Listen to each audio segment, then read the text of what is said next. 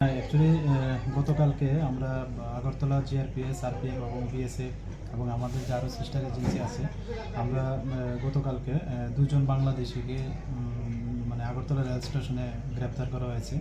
তো একজনের নাম হলো আফজল শেখ, আরেকজন ওনার স্ত্রী বলছে লামিয়া আক্তার। তারা ফিরোজপুর জেলার বাংলাদেশের অন্তর্গত। তারা অ্যাকচুয়ালি অবৈধভাবে বর্ডার ক্রস করে এসছে এবং তারা বলেছে কলকাতা যাবে।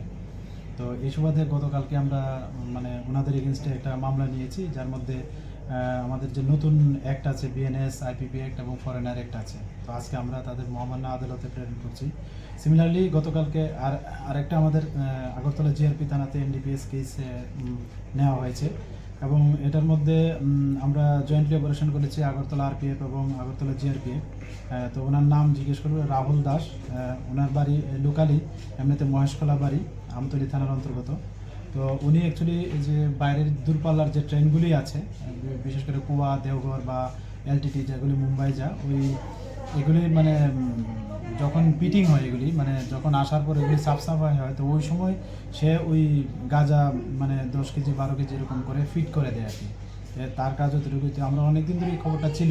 তো কালকে আমরা ওকে মানে রেড হ্যান্ড করেছি, আমরা ধরতে পেরেছি এবং সেও গতকালকে একটা পিট্টু ব্যাগ নিয়ে আসে এবং এটার ভর্তি 6টা প্যাকেট ছিল। যে ওইগুলি কুয়া যে বা দেওঘর ওটির মধ্যে সে একটা হাইটের জায়গাতে লুকানোর মানে চেষ্টা করেছিল।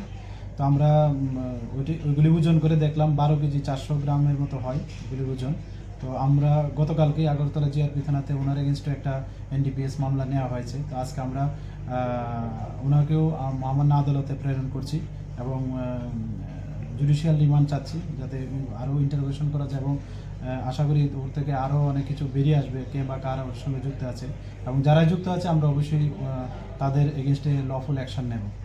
তো আর যা বললেন বাজার মূল্য, যে ডেস্টিনেশন মূল্য, মানে ওইগুলি বহিরাজ্যে প্রায় এই গাঁজাগুলির মূল্য মানে প্রায় 1.5 লাখ টাকার আশেপাশে হতে পারে এক্ষণের বাজারে আর কি, তার থেকে যা জানা গেল। প্রতিনিয়ত বাংলাদেশি এবং নেশাজাতীয় দ্রব্য জিনিস পাওয়া যাচ্ছে, সেই বিষয়ে আপনারা কীরকম পদক্ষেপ গ্রহণ করছেন?